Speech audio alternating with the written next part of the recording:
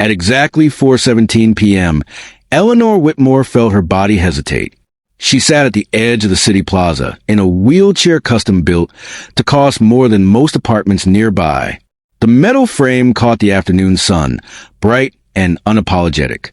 People passed in steady currents, some slowing out of curiosity, others speeding up as if discomfort were contagious. Eleanor had memorized these reactions over the past 3 years.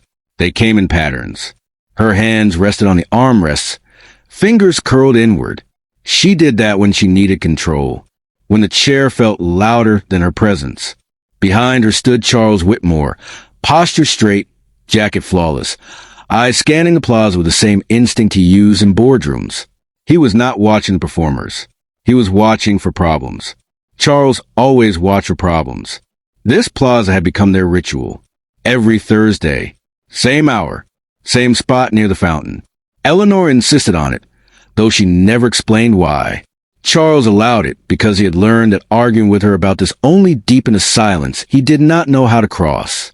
3 years earlier, Eleanor had walked into places like this without thinking.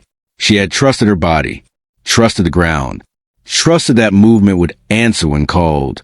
That trust ended the night everything broke. Now, she watched from stillness. A violinist played nearby, the notes uneven but honest. Eleanor closed her eyes briefly, letting the sound pass through her, without expectation. She had learned not to ask her body for anything. Wanting had become dangerous. That was when she felt it. Not sound, not touch, attention. She opened her eyes. A boy stood near the fountain, barefoot, clothes worn but clean, watching the open space where performers usually stood. He was not watching faces. He was watching feet, counting quietly, lips barely moving. Eleanor felt something tighten in her chest. The sensation was immediate and unsettling, like recognition without memory. The boy stepped forward. Charles noticed him instantly. His jaw tightened. Another unknown element. Another thing he had not approved. He took a step closer to Eleanor, ready to intervene. Eleanor lifted her hand slightly. Charles froze. The boy entered the open space and closed his eyes. There was no music now, only the ambient noise of the plaza, which seemed to pull back as if making room. The boy began to move. The first step was small, grounded, precise. His bare foot struck the stone with a rhythm that felt deliberate, not decorative. He shifted his weight slowly, arms moving as if tracing something invisible. Eleanor's breath caught. Her fingers loosened on the armrest without her realizing it. The rhythm touched something buried deep, something untouched by doctors in time. Her body leaned forward a fraction, responding before her mind could stop it. At 4:17 p.m., Eleanor Whitmore felt her body listening. 3 years earlier, Eleanor Whitmore learned that memory did not arrive in straight lines. The night of the incident returned to her in pieces, never whole, never orderly. A chandelier glowing too bright at the charity hall, the weight of silk against her shoulders. The sound of her father's voice calm and certain as he guided her through the crowd, cameras flashing like brief storms of light. She remembered laughing. That detail hurt the most. Charles had insisted on the private driver. He always did. Control to him meant safety. Eleanor teased him about it, light and affectionate, unaware that this would be the last time her body obeyed her without question. The car ride felt ordinary until it was not. There was no warning, no screech of tires she could remember, only a violent sideways force and the sensation of her body being thrown where it was not meant to go. Metal screamed, glass shattered, then silence pressed in so tightly it felt physical. In the hospital, Eleanor woke to white walls and the sharp smell of antiseptic. Her father stood at the foot of the bed, already speaking with doctors, already turning fear into logistics. She tried to lift her hand. It responded. Relief washed through her. Then she tried her legs. Nothing. The doctor spoke carefully, choosing words meant to soften impact. Spinal trauma, nerve disruption, unclear pathways. Eleanor nodded politely, as if listening to a presentation that did not involve her future. The real fear came later, in the quiet hours after visiting time ended. She stared at her feet and whispered for them to move. They did not answer. Charles reacted the only way he knew how. He brought solutions. Specialists arrived from cities Eleanor had never visited. Machines hummed. Tests repeated. Charts filled with numbers that pretended certainty. One therapist suggested rhythm-based neural retraining. She spoke about memory in the body, about movement responding to sound and repetition. Charles skimmed the report and set it aside. There were no firm timelines, no guaranteed outcomes.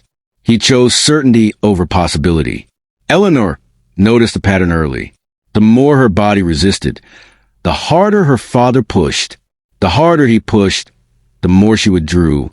She learned to make her face calm, her voice agreeable. Inside, she folded inward. Her mother would have handled it differently. Eleanor knew this without fully knowing why. Clara Whitmore had believed in listening.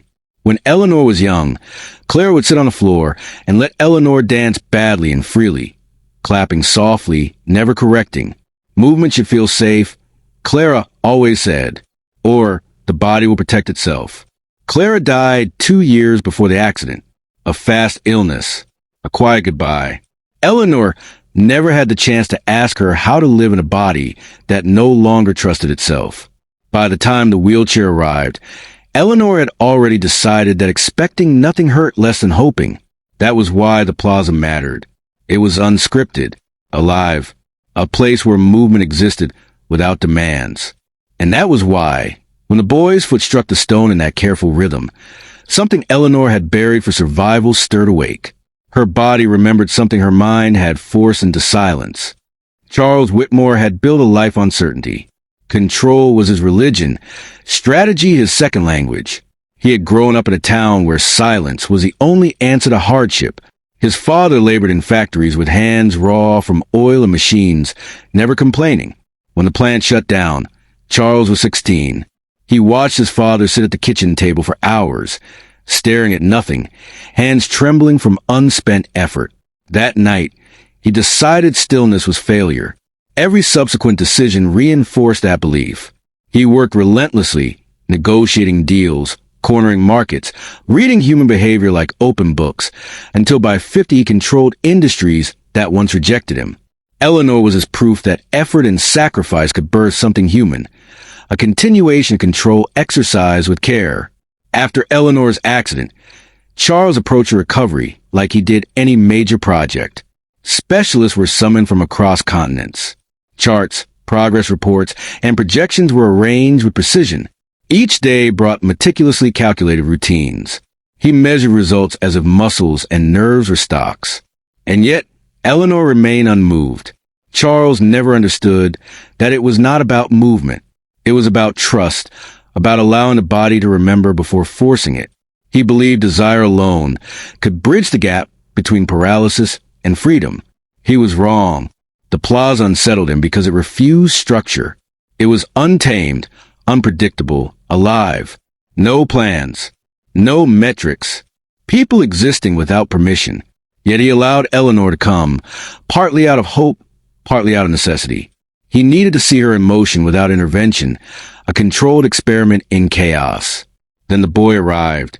Lucas Hale, a presence Charles could not categorize. He moved without announcement, without approval, feet bare, rhythm internalized. And Eleanor responded. When her fingers slipped from the armrest, when her toes twitched, when her attention locked onto Lucas, Charles felt something foreign. Doubt. The foundations of his control shook. The variables he thought impossible, trust, memory, emotion, were influencing outcomes, overriding years of calculated planning. For the first time, he experienced helplessness, a sensation he had only observed in others. He wanted to stop it, step in, correct it, but he could not. Something in Eleanor, something in the rhythm, had moved beyond his grasp. Charles watched her body remember, slow, deliberate, hesitantly. His mind raced backward, thinking of every report he had dismissed, every suggestion ignored. And yet, he did nothing. He realized that standing still, truly standing still, was more difficult than controlling an empire. In the plaza, time became elastic. Eleanor, Lucas, and the rhythm between them existed in a space untouched by logic, money, or influence.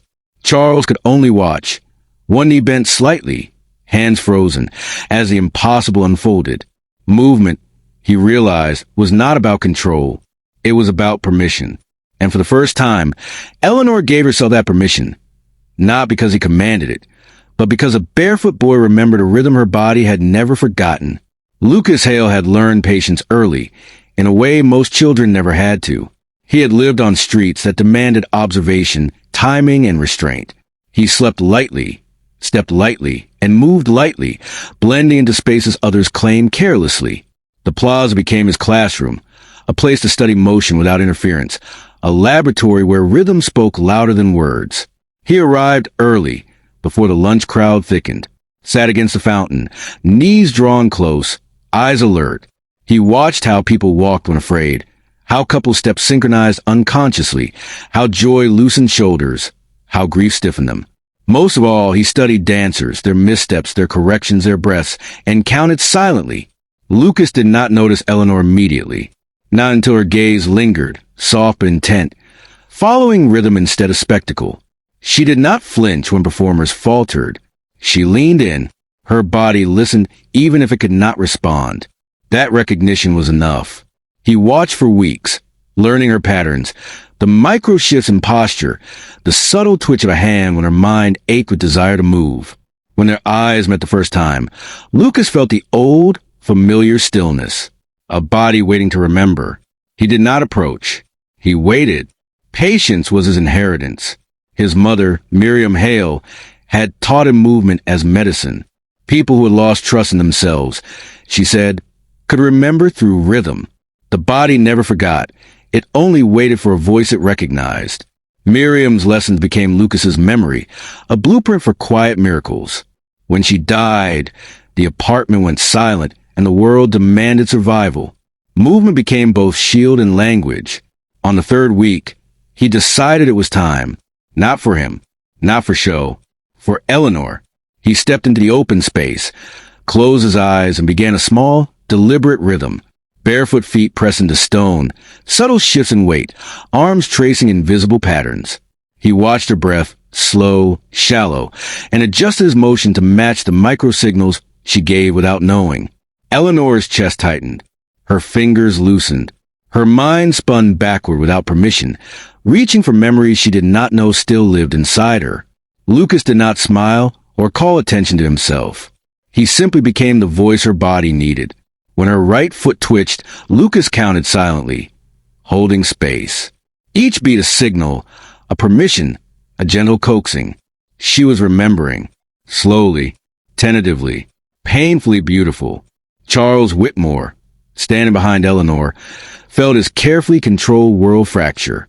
He knew the boy was skilled, trained in something he could not quantify, and yet he was powerless.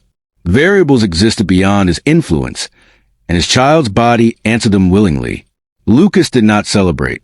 He only exhaled, steadying Eleanor's rhythm. Time stretched, suspended between breath, movement, and the slow return of a body that had believed stillness was all it could know. Eleanor's body did not recognize the moment immediately. What she felt first was a pressure behind her eyes, a tension that had been dormant for years. The boy's rhythm, subtle and precise, traveled through stone and air, through the noise of the plaza, until it found her nerves and memory waiting quietly.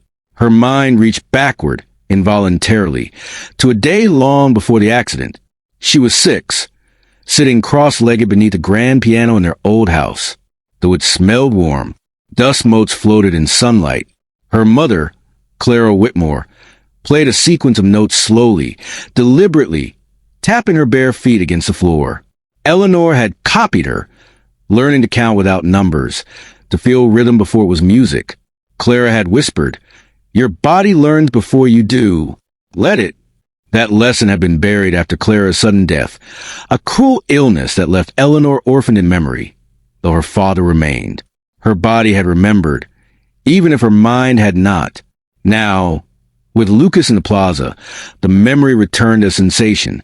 Eleanor's fingers loosened from the armrest. Her toes twitched, almost imperceptibly at first. Her breath caught. Her chest tightened and loosened with the rhythm. Lucas altered the pace slightly, adding small pauses, guiding her without forcing. Eleanor's mind fought disbelief, fear, and hope. She could not move fully, yet she could feel the possibility. Each step of the boys' dance was a key, unlocking muscle by muscle, memory by memory. Her right foot shifted again, then her left, a micro-movement, but enough to break the spell of stillness. The crowd sensed it, holding its collective breath. Phones dropped, murmurs stilled. Silence wrapped around the moment like a soft blanket. Charles Whitmore, watching, could not look away. He had controlled markets, people, and outcomes, yet here in the plaza, his control failed utterly. His daughter's body responded not to authority, money, or schedules, but to rhythm, memory, and a barefoot boy who had listened. Eleanor's knees trembled. The sensation was raw, unfamiliar, yet electric. She leaned forward, aligning her torso with gravity, grounding herself. Lucas paused his motion, allowing her body to find its own center. For the first time in years, Eleanor whispered, almost to herself, "I can feel it." The whisper traveled like fire through the plaza. Lucas exhaled softly. Eleanor's leg shook again, but this time with recognition rather than resignation. She was remembering, relearning, trusting. Charles's knees gave slightly, though he remained standing. Relief, disbelief, and all mingled on his face. He realized in that suspended moment that some things could not be commanded. Some things required listening. Movement was not about pushing. It was about permission. And Eleanor's body, guided by memory and a careful rhythm, had accepted it once more. The plaza seemed to hold its breath. Time stretched and contracted as Eleanor's body tested boundaries it had not known in years. Each subtle shift, an inch forward, a micro-adjustment of her knees, a trembling sway, was monumental. She was not fully upright, not steady, yet every movement declared that she had returned from a place long thought lost. Charles Whitmore stayed close, silent, one hand hovering near her shoulder, afraid that even the slightest motion might break the fragile restoration unfolding before him. He had built empires with decisiveness, solved crises with strategy, controlled outcomes with precision. But now, watching his daughter trust her body again, he realized that control had limits no spreadsheet could measure. Lucas Hale remained close but non-intrusive, a living conduit between Eleanor's memory and her muscles. His feet no longer moved, but his presence anchored her. He counted silently, internally, matching the rhythm that had guided her first twitches. His discipline was subtle, invisible to everyone else, yet Eleanor responded as though his heartbeat synced with hers. Eleanor's mind drifted briefly, memories flooding in vivid fragments. The scent of her mother's old house, the warmth of sun on wooden floors, Clara's soft voice, laughing at missteps, saying, "Your body learns before you do. Let it." Those words, buried deep in her subconscious, had returned as guidance, a compass her legs followed without conscious thought. Her right foot pressed into stone, then the left. Knees quivered, torso leaned forward, and finally, slowly, she rose from the wheelchair. The crowd gasped, phones tilted upward, hands frozen in disbelief. The plaza itself seemed to exhale. Tears streamed freely now, blurring the world into light and shadow. Eleanor's laughter burst through sobs, a raw sound of triumph and release. The sensation of standing, unstable but alive, was intoxicating. Charles fell to one knee, forehead nearly touching the stone. The man who had faced financial ruin, public scandal, and corporate warfare was powerless in this sacred moment. Relief, awe, and apparent profound love overwhelmed him. He understood at last that some things, movement, trust, healing, could not be bought, managed, or scheduled. Eleanor steadied herself with tiny, tentative shifts, each one a reclamation. Lucas exhaled once, quietly. No applause, no recognition. Just a shared understanding that something irreversible had begun. Eleanor's body remembered, not because of force, not because of expectation, but because it had been patiently, silently, lovingly coaxed to listen. When she finally sat back down, exhaustion washing through her like waves, she looked at Lucas. Gratitude and recognition shimmered in her eyes. Charles, still kneeling, did not speak. He had no words that could honor the weight of what had happened. Movement, memory, and rhythm had reunited in a way that transcended control. Eleanor Whitmore had reclaimed herself. And in that reclaimed space, a barefoot boy, a father, and a daughter understood the unspoken truth. Some miracles were felt, not commanded.